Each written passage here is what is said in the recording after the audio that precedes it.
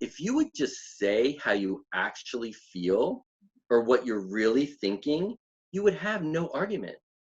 And that's really what started the whole idea about helping people get on the same page and share their perspective on the world and then be heard by the people that matter most to them.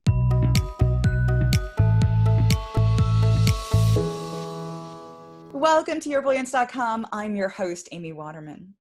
Do you ever feel like you're invisible? Like even in your own family, people listen to you, but they don't actually hear you because they're too busy with themselves. The world today is a busy place. There's so much noise, there's so much to do that we don't stop to connect because we don't have time. We've got to get to that next thing. But what if there's a way to slow things down and pay attention to each other again, to learn things about each other that we never knew or never even thought to ask? Would it help us feel heard and cared for? That's the vision behind a new technology called Uchi, a social app dedicated to helping people connect authentically by making conversations easy and fun. And today we're talking to Uchi founder and CEO, Kevin Strauss, about how a few simple questions can bring people together again. Kevin is an expert problem solver. He has earned over 75 patents and has been published in over 10 peer-reviewed publications on topics like psychology and human behavior. Uchi is his approach to help reduce conflict and strengthen relationships. Welcome, Kevin. Thank you. It's good to be here. So this is really interesting. You were a biomedical engineer by training, and now you work on helping people connect. What inspired you to make such a drastic shift? Yeah, that's a great question because it really is like, the hard sciences to the soft sciences kind of thing. But like you said in that intro, as an engineer, I am trained to solve problems. I love solving problems and figuring out solutions. And what I found as an engineer is if I could understand what the real core root problem was, then the solutions were actually pretty simple. And that's how my team and I were able to come up with so many patents, inventions that actually turned into internationally marketed products that earn hundreds of millions of dollars in revenue. So once you identify the root cause, the solutions are usually pretty simple. And there was a day where I was witnessing an argument between a father and his teenage daughter, and I'm watching these two people just really butt heads and go at it. And I'm thinking to myself, if you would just say how you actually feel or what you're really thinking, you would have no argument. And that's really what started the whole idea about helping people get on the same page and share their perspective on the world and then be heard by the people that matter most to them. And that's how Uchi got started. And what's so interesting is Uchi is a Japanese word that means in group or inner circle. So the whole goal behind Uchi is to help people connect with those that matter most to them. It's great to connect with lots and lots of different people and have, thousands of followers or tens of thousands of followers, but you don't really know those people. And the human brain can really only manage about 100 to 150 relationships at a time. That's in the research. So if you don't feel really connected to the people that matter most to you, it hurts. And it's that pain, that emotional pain that we're trying to manage day to day. So let's talk about root causes then, because some people might say that we're actually more socially connected now more than ever. Like we know more about our friends' lives than we ever did in the days before social media. So why don't we feel that way?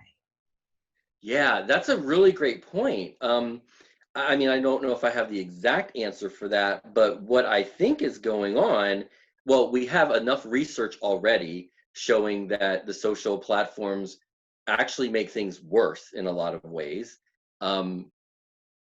with depression and anxiety and things like that. Um, But I think a big problem with social media is that more often than not, it's really a one-way communication, and we're not really sharing our our deeper feelings, our more personal selves. Doesn't have to be our private selves, but our personal selves, and it's not equaling the playing field. So what I think is needed to have a real authentic connection is that both parties are sharing comparable kinds of information or experiences to a comparable level of depth or intimacy. But if you look at social media, pretty much any of the platforms, it's a one way. It's a see this, hear this, look at this video, look at this picture. This is my opinion. You know, some people might like it. They might make, oh, that's really cool or great job, but that's not a real connection.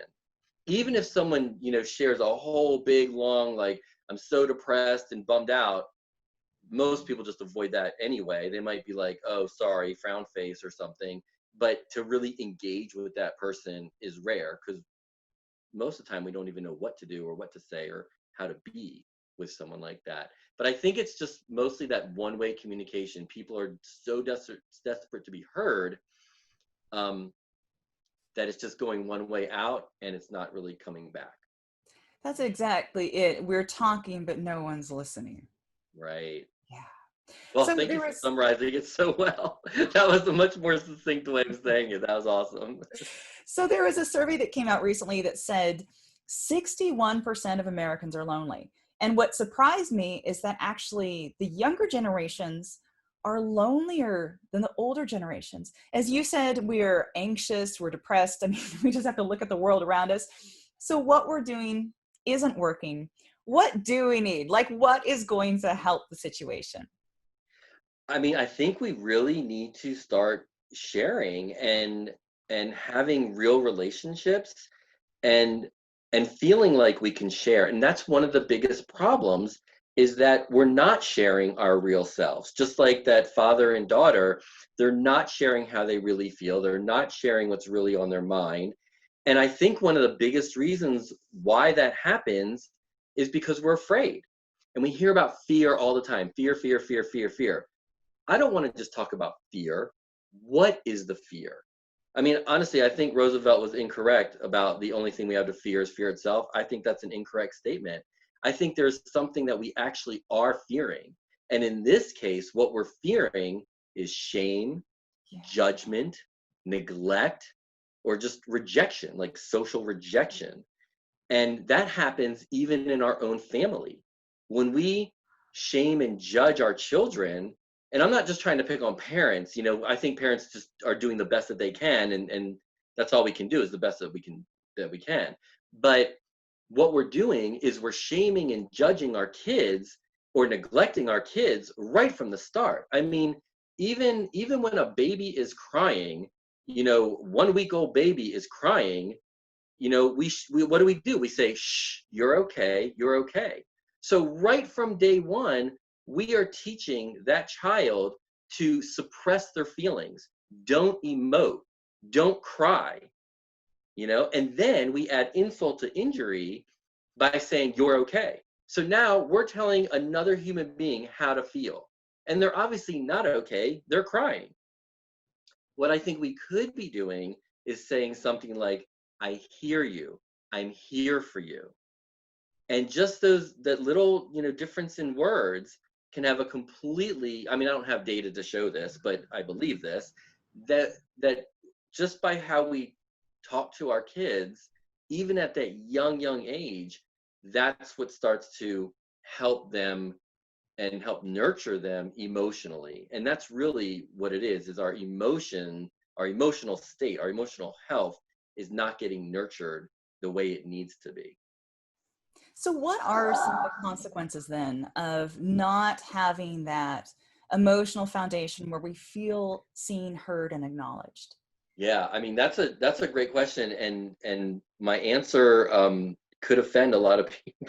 I'm not trying to offend people. I've just been studying this for 20 years and digging into all this different research, and what I have found is that when a person feels more connected, like a person who's struggling with alcohol abuse, when they feel, this is in the research, when they feel more connected, their alcohol abuse improves. A person struggling with drug addiction, when they feel more connected, their drug addiction improves. And a person who's struggling with an eating disorder, whether it's anorexia and bulimia or obesity, when they feel more connected, those conditions improve. I mean, how many people eat their feelings? Right? I mean, I do sometimes, you know? So when we don't know how to connect, when we're not feeling nurtured at that core basic emotional level, it's not mental, it's emotional. There's a difference. When we don't feel it at that level, when we don't feel love, connection, a sense of belonging, it hurts. And it's painful and it's emotional pain. And the brain cannot distinguish between physical pain and emotional pain. So this is getting a little deep now. So hopefully your listeners are okay with that.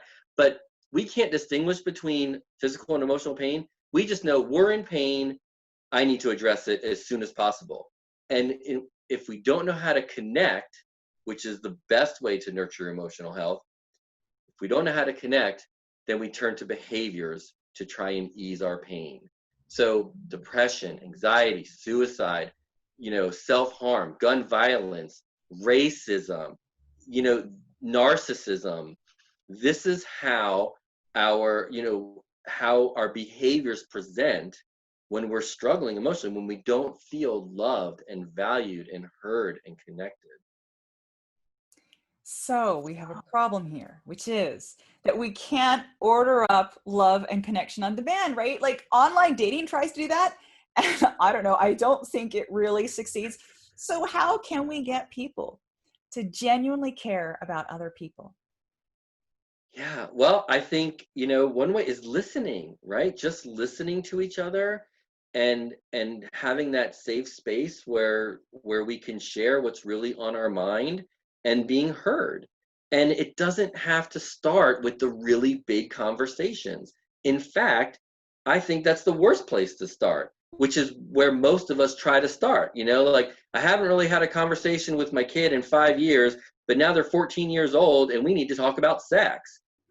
How does that go? If you can't have the little conversations, how can you possibly expect to have the big conversations? And right now, with the racism going on, not to just steer a conversation that way, but with the racism going on, this is an entire community that has never felt heard. Not that they haven't felt heard, they haven't been heard. So imagine the emotional pain that the Black community has been experiencing for centuries, never feeling heard. And how can we expect to have these really intense conversations if we don't even know our Black neighbor, our Hispanic neighbor, our Indian neighbor, our Jewish neighbor? If we don't even know them as people.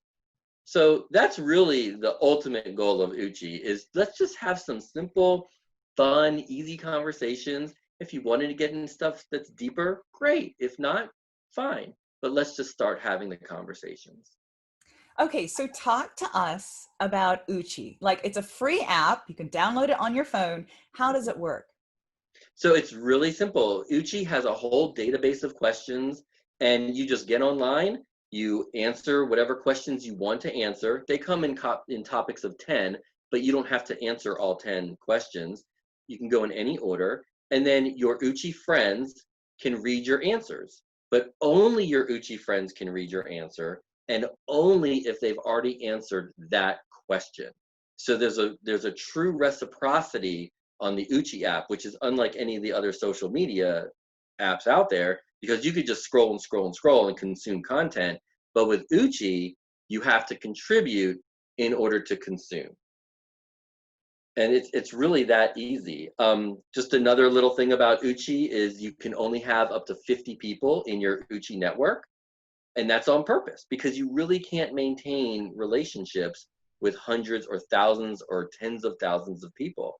So it's just a matter of picking your Uchi, your inner circle, and connecting with them. And the deeper you connect, the happier you're going to be. So this is like what this really reminds me of is way back a long time ago, there was these email threads that used to get sent out with like lists of 20 questions, and Yeah. you would answer the 20 questions and you'd forward it along the thread to everyone else.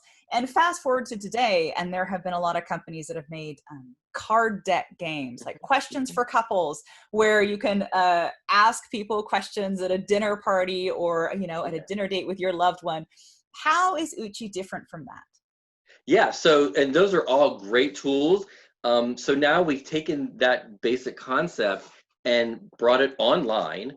And since the conversations that you're having, rather than like a big email chain or email string, when you're having conversations on Uchi, it's all under one person's answer. So for example, I can comment on one of your answers and then you can reply back, and then your friend can reply, and I can see your friend's reply under your answer, but I don't have access to anything else that your friend is doing on Uchi if we're not already friends.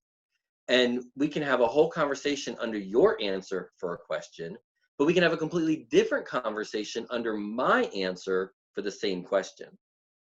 So that's a way of separating. And of course, since it's all online, you don't have to be in the same place at the same time having, you know, the live verbal conversation. And especially in this COVID-19 era, you can't be with people physically. It's hard to be on really, I think it's hard to be on really large Zoom calls.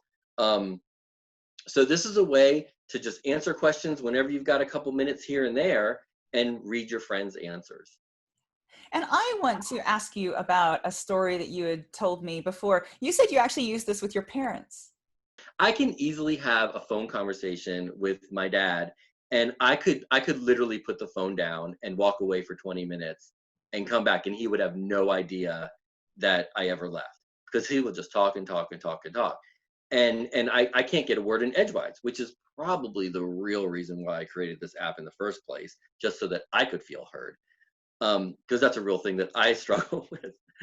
Um, but what I noticed is after just about 2 to 3 weeks of using the platform, I found that, like, I felt when I was talking with my dad, he was actually listening. And I also found that I was much more patient with my father when we were speaking on the phone or in person, just from a couple of weeks of using the platform. That's how quick it can happen. Another quick story is a father wrote in and said, you know, thank you so much for creating this app. My 12-year-old daughter has not spoken to my ex-wife in over a year. And within a week of using the app, they've started talking again, because it helps level the playing field. It helps you share your thoughts and your ideas. And it's a journaling exercise too, in a way, but don't think of it as some formal journaling. You're just answering fun questions. And then being heard, you know, and having that chance to take the time. Like you said at the very beginning about slowing down, only the written word is what we use on Uchi. There's no photos, there's no video, um, because we want to slow things down and give everyone a chance to really share their perspective, because we all have a unique perspective and we all deserve to be heard. So that's how it works, and it's easy, it's fun. I mean, obviously I'm biased, um, but yeah, we just want as many people as possible to, you know, have a chance to strengthen their relationships and connect with the people that matter most to them. And for those of you watching, if you want to go check out Uchi out for yourself, it's a free app. It can be downloaded on your iPhone, on your Android phone. And to get the information, all you have to do is go to yourbrilliance.org/Uchi. That's yourbrilliance.org/UCHI, and you can get all the details. Now, Kevin, before we end, I wanted to ask you one final question, and that is, I know that for you, Uchi is not just a social app to connect you with your friends. It's actually a movement. Could you just tell us a little bit about your vision for the Uchi movement? Yeah, thank you for that. I mean, you know, the real goal is just to help as many people as possible connect with their loved ones, with the people that they cherish. And when we feel connected and heard and valued, our behavior improves. So if you've got 5 friends and each of those friends connect with 5 friends on Uchi, and they connect and they connect, it spreads out really quickly that we're hearing each other, we're valuing each other, we're connecting authentically. And when we feel connected, we're happier. And the happier we are, the better our behaviors tend to be because we're not trying to manage our pain as much. So that's really the overall goal, is connect with your small groups of people, and it will spread. and and that's how the world that we're living in could finally be a better, happier place. Thank you so much, Kevin. And thank you out there for watching. Now, did you have any aha moments or insights while watching this interview? If so, share them with us in the comments. And for more interviews like these, make sure to subscribe to Your Brilliance TV here on YouTube, and then come on over to yourbrilliance.com for more tips and insights on how you can live your most brilliant life. See you next time.